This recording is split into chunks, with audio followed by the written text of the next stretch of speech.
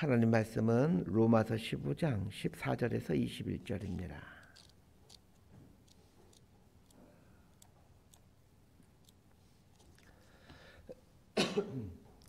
로마서 15장 14절에서 21절까지 말씀 번갈아 가며 읽습니다. 제가 먼저 읽겠습니다. 내 형제들아, 너희가 스스로 선함이 가득하고 모든 지식이 차서 능히 서로 권하는 자임을 나도 확신하노라. 그러나 내가 너희로 다시 생각하게 하려고 하나님께서 내게 주신 은혜로 말미암아 더욱 담대히 대량 너희에게 썼노니, 이 은혜는 곧 나로 이방인을 위하여 그리스도 예수의 일꾼이 되어 하나님의 복음의 제사장 직분을 하게 하사 이방인을 제물로 드리는 것이 성령 안에서 거룩하게 되어 받으실 만하게 하려 하심이라. 그러므로 내가 그리스도 예수 안에서 하나님의 일에 대하여 자랑하는 것이 있거니와 그리스도께서 이방인들을 순종하게 하기 위하여 나를 통하여 역사하신 것 외에는 내가 감히 말하지 아니하노라. 그 일은 말과 행위로 표적과 기사의 능력으로 성령의 능력으로 이루어졌으며, 그리하여 내가 예루살렘으로부터 두루 행하여 일루리곤까지 그리스도의 복음을 편만하게 전하였노라. 21절까지 함께 읽습니다. 또 내가 그리스도의 이름을 부르는 곳에는 복음을 전하지 않기를 힘썼노니, 이는 남의 터 위에 건축하지 아니하려 함이라. 기록된 바 주의 소식을 받지 못한 자들이 볼 것이요 듣지 못한 자들이 깨달으리라 함과 같으니라. 아멘. 로마서의 핵심은 믿음으로 구원을 받는다입니다. 믿음으로 구원을 받는다라는 것이 무엇인지를 이론적으로 설명하는 것이 1장부터 11장까지였고, 12장부터 15장 13절까지는 믿음으로 구원받은 사람은 어떻게 삶을 살아가는가에 대한 이야기를 해오고 있었습니다. 이제 오늘 본문은 이제 로마서의 끝부분으로서 로마서를 쓴 이유와 그 쓴 배경에 대한 이야기를 다루고 있습니다. 먼저 14절 말씀 함께 읽습니다. 시작. 내 형제들아, 너희가 스스로 선함이 가득하고 모든 지식이 차서 능히 서로 권하는 자임을 나도 확신하노라. 이 바울이 로마 교회 편지 쓸 당시 로마 교회는 목회자가 없었습니다. 목회자가 없었음에도 불구하고 로마 교회는 참으로 건강한 교회로 자생하고 있었습니다. 로마서 1장 8절에 보게 되면 그 로마 교회의 그 상황과 그 로마 교회 수준에 대해서 말하고 있는 부분이 나옵니다. 제가 한번 읽어드리겠습니다. 먼저 내가 예수 그리스도로 말미암아 너희 모든 사람에 관하여 내 하나님께 감사함은 너희 믿음이 온 세상에 전파됩니다. 로마 교회 성도들의 믿음이 온 세상에 전파되었다, 그렇게 말하고 있습니다. 로마 교회는 목회자가 없었는데도 성도들의 믿음이 온 세상에 소문이 날 만큼 성숙한 교회였다는 말입니다. 물론 로마 제국의 수도였기 때문에, 그 수도에 있는 교회였기 때문에 로마 제국 전국에 쉽게 소문이 나게 됐던 이유였기도 할 것입니다. 목회자가 없는데도 성숙한 교회였다는 말은 성숙한 평신도 리더십들이 많이 있었다는 얘기입니다. 교회의 수준은 얼마나 좋은 평신도 리더십들이 있느냐로 결정이 됩니다. 로마 교회는 어떤 교회였길래 온 세상에 그들의 믿음이 소문이 났던 것일까요? 14절에 보게 되면 성도들에게서 선함이 가득한 교회이다 라고 말하고 있습니다.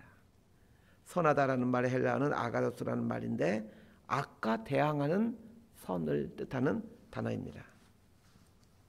로마교회 성도님들은 악과 대항하는 성도님들이었습니다. 1세기 로마 제국은 로마 제국 역사상 가장 부강한 시기를 보내고 있었습니다. 로마 시민들 가운데는 수많은 노예들이 있었고 또 각종 우상들이 만연해 있었습니다. 이런 상황에서 이제 막 생겨난 로마 교회는 그 사회에 있는 각종 악들과 그리고 그 우상들과 싸우는 그런 교회였습니다. 두 번째로 로마 교회 성도님들은 하나님을 향한 지식이 풍성한 교회였습니다. 우리말로 하면 제자 훈련이 잘 된 그런 교회였다는 얘기입니다. 좋은 평신도 리더십들이 많이 있었고 이들에 의해서 성도님들이 지적으로 아주 깊어지게 되었던 것입니다. 세 번째 특징이 있습니다.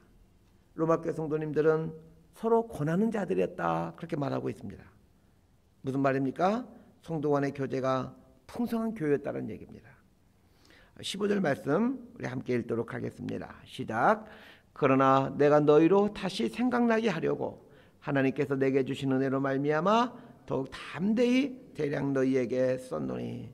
로마 교회가 믿음이 좋은 교회였지만 바울이 편지를 쓴 이유는 계속해서 로마 교회가 믿음의 행진을 할 수 있도록 격려하기 위함이었다. 그렇게 말하고 있습니다. 이런 측면에서 보게 되면 복음은 계속 들려줘야 됩니다. 아는 내용도 또 듣고 또 들어야 됩니다. 들었던 설교도 듣고 또 들어야 됩니다. 성경을 알아도 또 공부하고 또 읽어야 됩니다. 반복하게 되면 탁월한 사람이 됩니다. 한 분야의 전문가들은 반복한 사람들입니다. 1만 시간의 법칙이라는 말이 있지 않습니까? 그런데 반복하는 것은 귀찮은 일입니다. 그런데 귀찮더라도 계속하게 되면 어느 순간 경지에 도달하게 됩니다. 자, 16절 말씀 함께 읽겠습니다. 시작. 이 은혜는 곧 나로 이방인을 위하여 그리스도 예수의 일꾼이 되어 하나님의 복음의 제사장 직분을 하게 하사 이방인을 제물로 드리는 것이 성령 안에서 거룩하게 되어 받으실 만하게 하려 하심이라. 바울이 로마서를 쓸 수 있었던 것은 하나님의 은혜라고 고백합니다. 하나님께서 자신을 이방인을 위한 사도로 세워주셨기에 로마서를 쓸 수 있다는 것입니다. 우리가 주님을 위하여 살 수 있는 건 역시 하나님의 은혜입니다. 예수님의 일꾼이 되는 것이 무슨 은혜인가 이런 생각이 들 것입니다. 그러나 예수님의 일꾼이 되지 않았으면 무엇이 되었겠습니까? 세상 욕망의 노예가 되었으면 불보듯 뻔한 일입니다. 일꾼이 되었다라는 말은 할 일이 생겼다는 얘기입니다.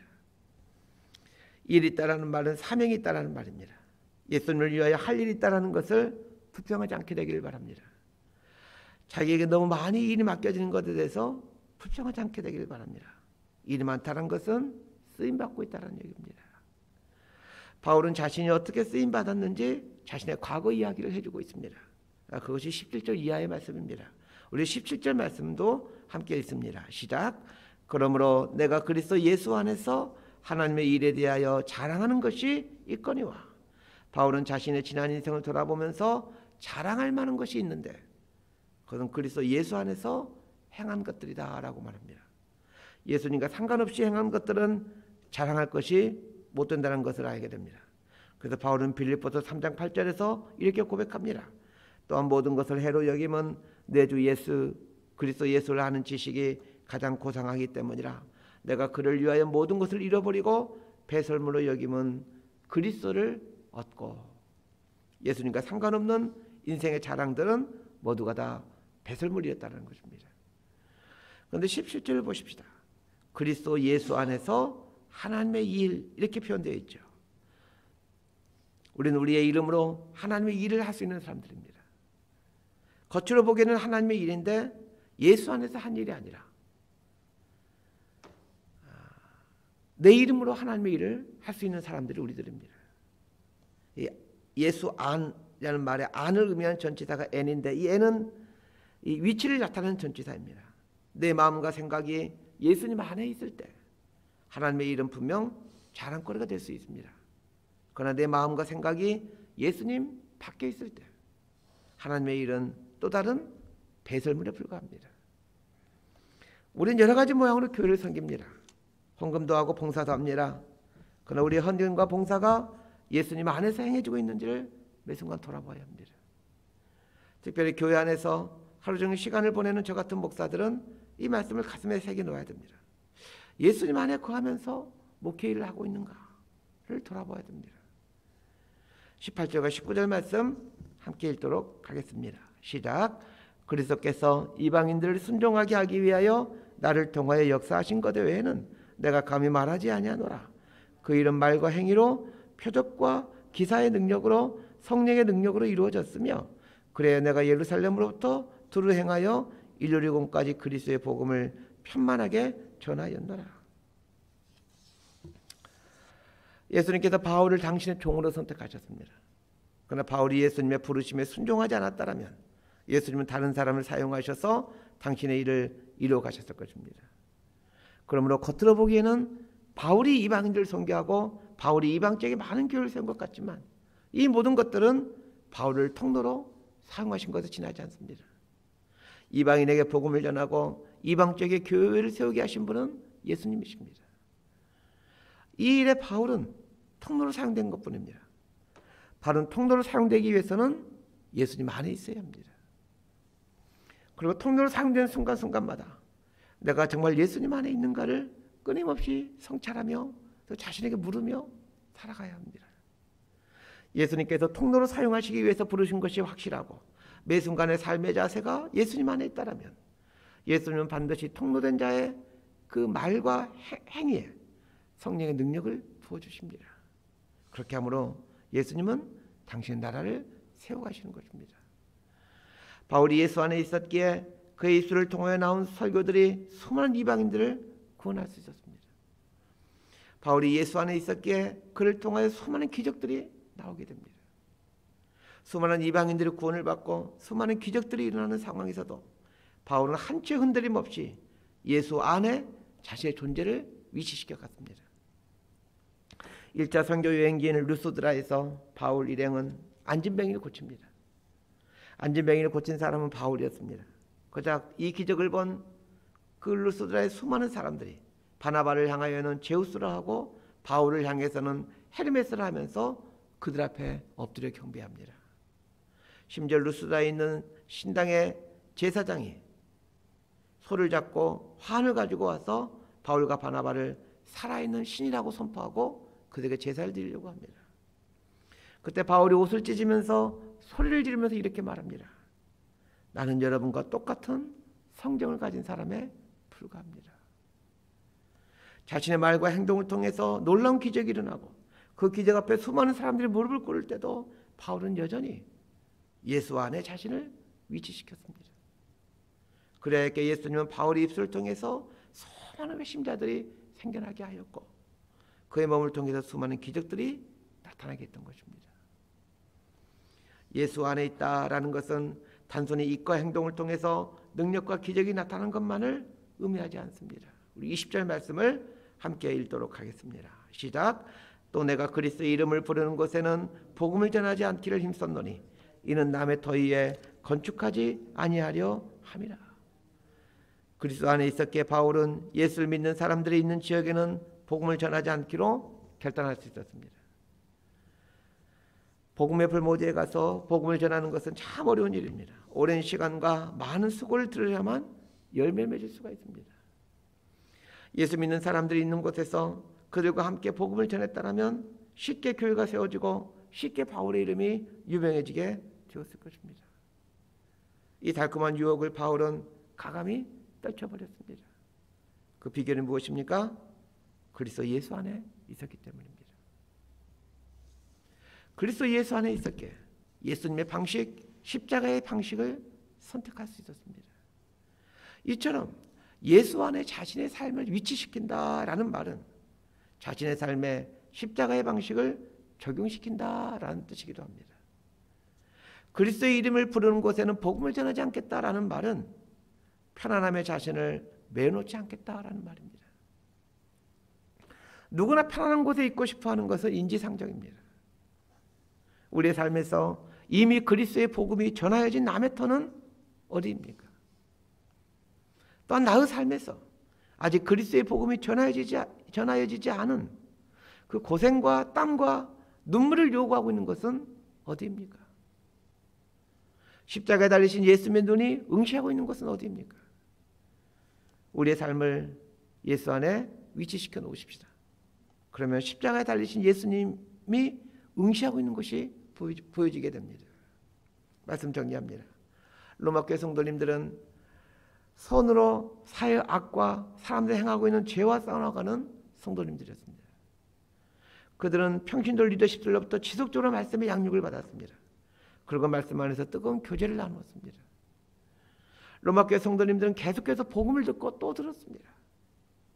복음은 계속해서 들려져야 됩니다. 그렇게 함으로 자신들의 삶을 계속해서 예수 안에 위치시켜 놓아야 됩니다. 하나님께서 우리를 택하셨습니다. 그리고 우리를 일꾼으로 불러주시고 당신의 일을 맡겨주셨습니다.